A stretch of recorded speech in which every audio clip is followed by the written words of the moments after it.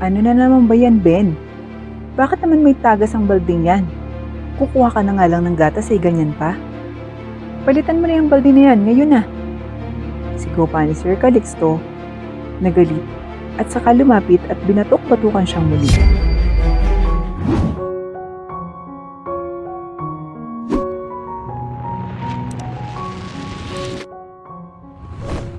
Oy, Ben, ano ba ang klaseng paggawa yan, ha?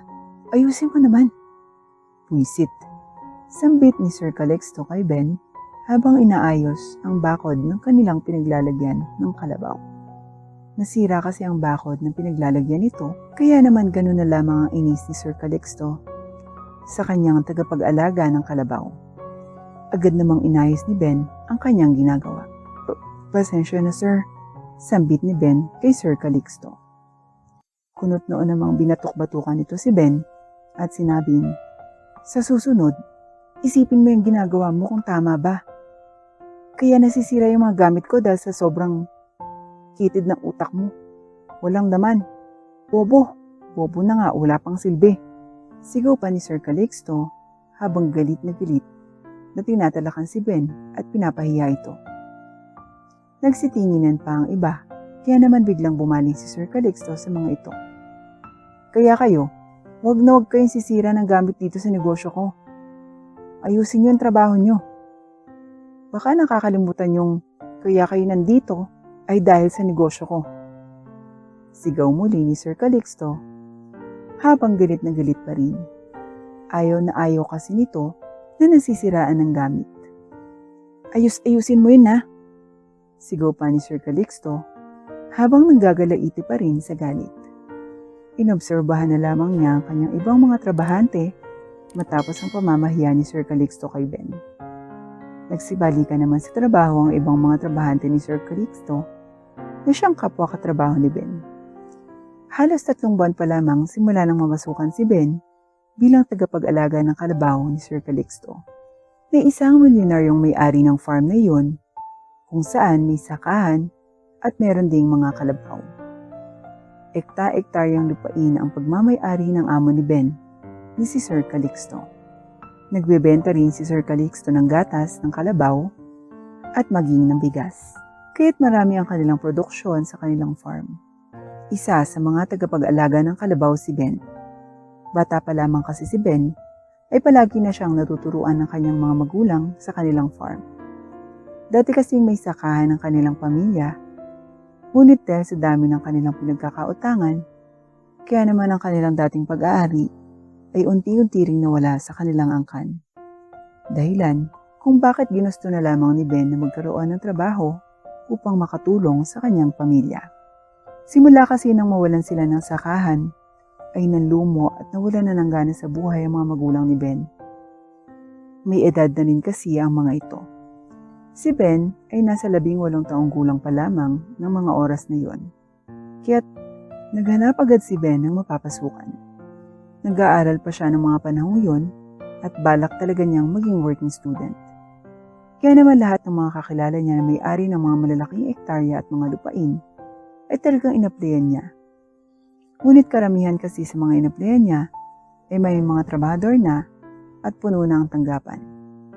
Mabuti na lamang at may na-applyan pa si Ben at iyon ay ang pag-aalaga ng kalabaw na pag-aari ni Sir Calixto. Mayaman at marangya ang pamumuhay ng may-ari.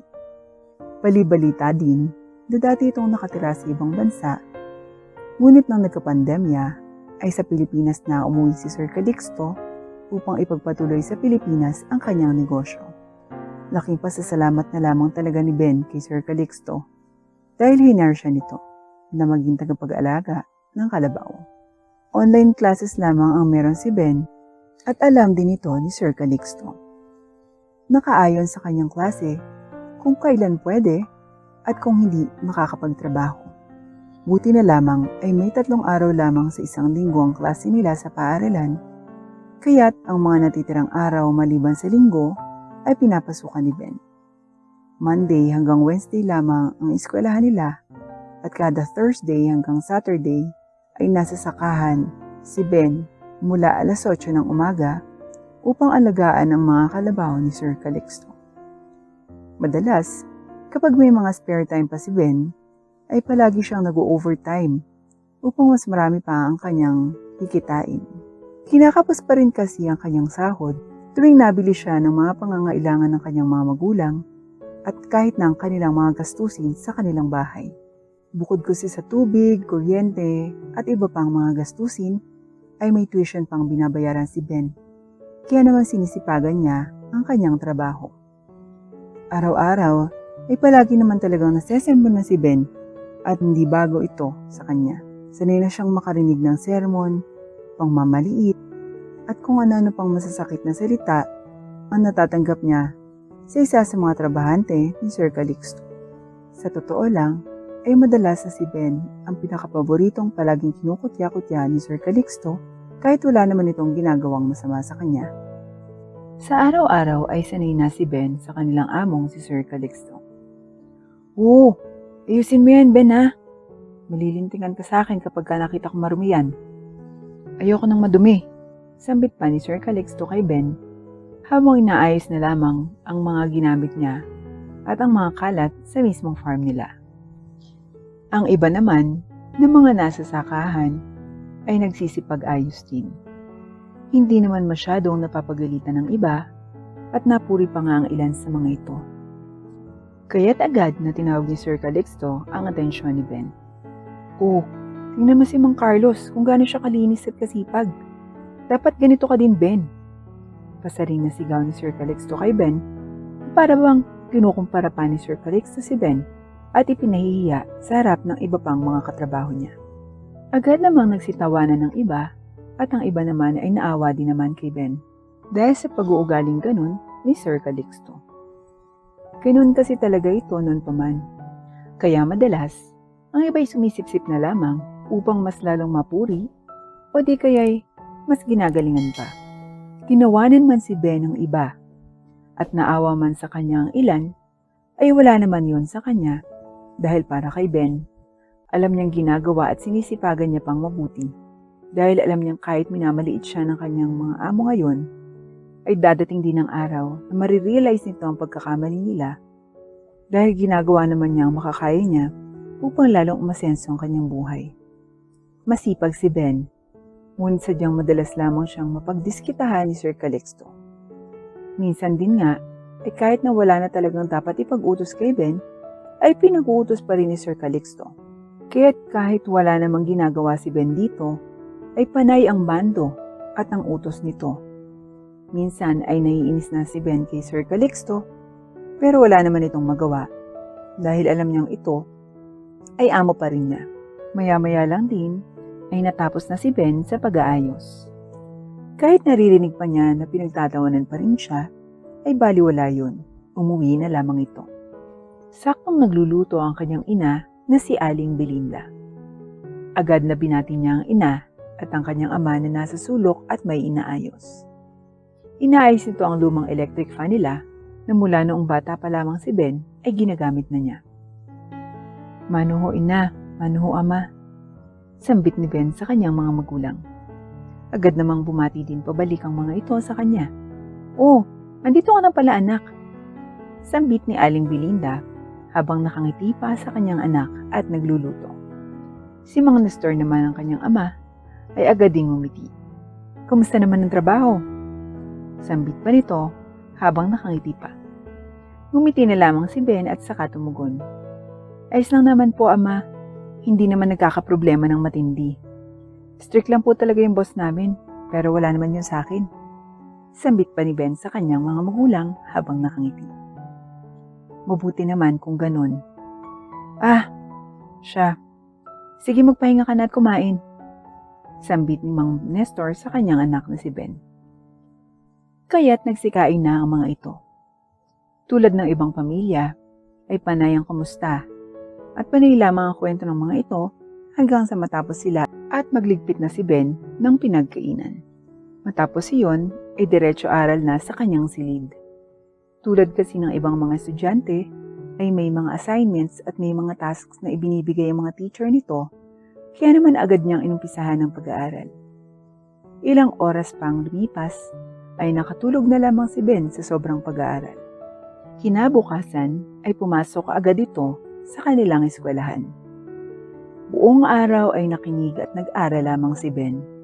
Hindi man honor student sa kanilang eskwelahan, ay napakasipag naman ni Ben at porsigido itong makatapos ng pag-aaral. Ilang oras pang lumipas, ay natapos din ang kanyang eskwela at pagkatapos nito ay nagpunta na sa kanyang trabaho. Muli ay narinig na naman ni Ben na may kinagagalitan si Sir Calixto sa farm. Hindi na niya pinansin iyon at nagtuloy-tuloy na lamang sa kanyang trabaho. Agad na naghanda si Ben at inayos ang mga kalabaw, saka nito ginatasan nito isa-isa. Dahil sa araw na iyon, ay kinailangan niyang kumuha ng gatas sa lahat ng mga kalabaw. Nang matapos, ay agad na nagulat na lamang si Ben nang sigawan siya ni Sir Calixto. Ano ba? Ano na naman ba yan, Ben?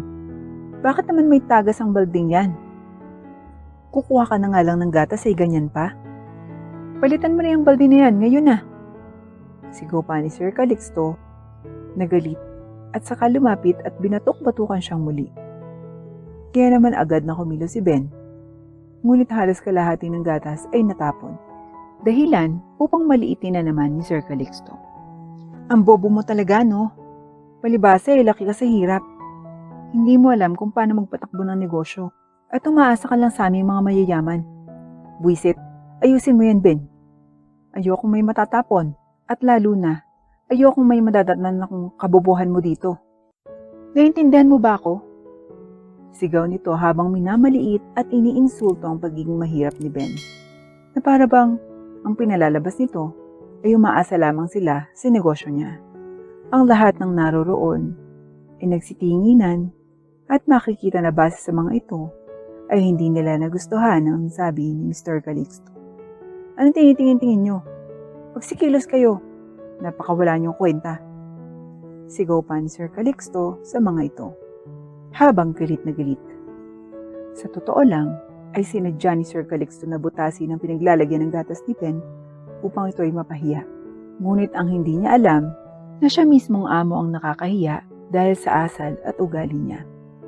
Kaya naman hindi na nakayanan pa ni Ben at agad itong tumugon. Mawalang galang na ho, sir. Alam ko kung napakababa ng tingin niyo sa amin, pero sobra naman ho yata yun. Lahat ho kami ay nagsusumikap sa inyo na magtrabaho. Sana naman ho ay nakikita niyo ang effort namin. Yun lang ho. Sambit ni Ben at saka nito muling ipinagpatuloy ang ginagawa. Nanggagalaiti pa sanang mga aalipusta si Sir Calixto nang maging ang ibang katrabaho ni Ben ay agad na nagsialma. Sir, alam naming trabahador lang kami. Pero tama si Ben. Sobra naman ho ata ang mga sinasabi niyo. Oo nga ho't nangangailangan kami. Pero hindi ho ibig sabihin nun, eh tama lamang na gawin niyo sa amin to. Sambit pa ng isa pang trabahante. Agad ding sumingit ang iba pa. Tama ho, karapatan din naman ho namin galangin niyo kami ng mga trabahante niyo. Matapos noon, ay nagsisabat pa ang ilan. Siyang tunay ho, sana naiintindihan niyo kami, Sir Calixto. Sambit ng iba pa na nakisumbat. Inis namang umalma si Sir Calixto. Wala akong pakialam sa mga pinagsasabi niyo.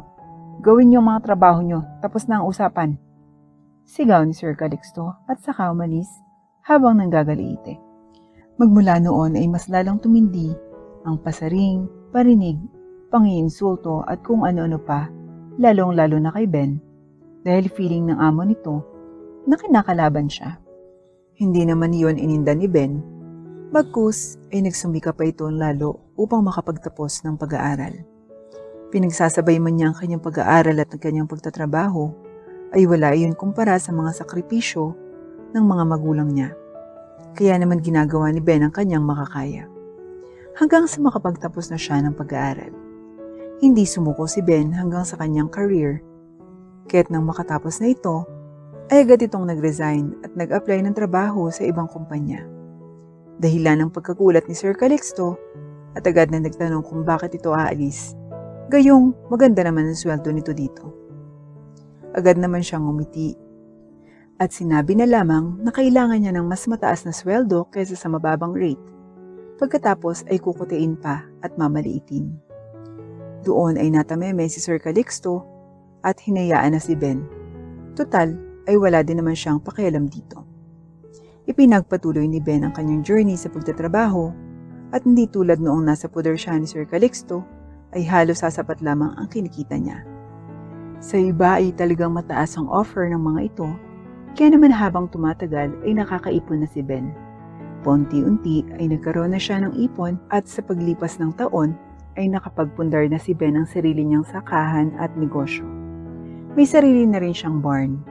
Hanggang sa lumugo ang negosyo ni Ben at nakilala sa industriya ngayon, habang si Sir Calixto ay unti-unting bumabagsak ang negosyo dahil sa pagiging maluho at panayang sugal nito. Nagulat na lamang siya ng isang araw ay nang magkasalubong sila ni Ben sa isang company celebration. Ben, hindi allowed ang mga empleyado dito, or don't tell me, you're the waiter. Well, if that's the case, it suits you better. Sampit pa ni Sir Calixto habang natatawa at minamaliit si Ben. Misi na lamang si Ben at nagkibit balikat na parang nang iinsulto pa sa part ni Sir Calixto. Dahilan ng biglang pagkainis nito at agad na pinaalis siya sa event. Guards, bakit may nakapasok na empleyado dito? This is for the VIPs and this man is not a VIP. Panduduro pa ni Sir Calixto kay Ben habang inis na inis pa rin. Ginisihan lamang siya ni Ben dahil walang guard ang kumilos doon ay nangunot si Sir Calixto. What the heck? Why don't you? Bulalas pa ni Sir Calixto na na-frustrate na hanggang sa biglang magsalita si Ben. Guards, send Mr. Calixto out of my company, now. Sigaw ni Ben, dahilan para matawa pa saglit si Sir Calixto.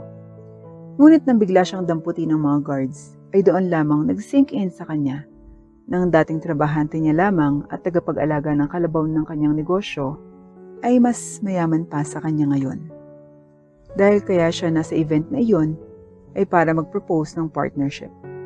Ang kaso nga lang ay hindi niya inakalang makakasulubong niya si Ben na ngayon ay nagmamay-ari na ng kumpanyang kilalang-kilala sa galing at husay sa pamamalakad sa industriya.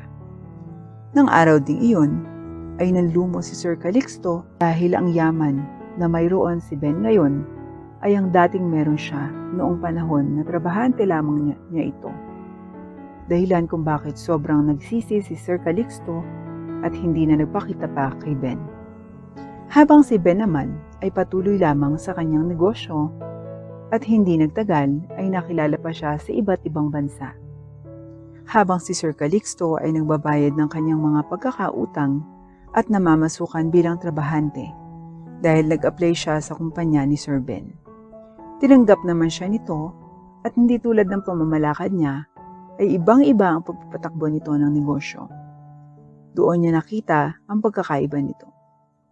Mabait man si Sir Ben ay strikto ito, ngunit hindi namamahiya at nang iinsulto. Bagkus ay napakamapagbigay nito at madalas na nalilibre kapag sumusweldo at may mga okasyon. Isang bagay na hindi niya ginawa noong siya ang boss. Dahil doon ay natutunan ni Sir Calixto ang aral na hanggang sa hukay ay alam niyang dadalhin niya. At iyon ay palagi tayong matutong makisama at mapagkumbaba sa anumang narating natin.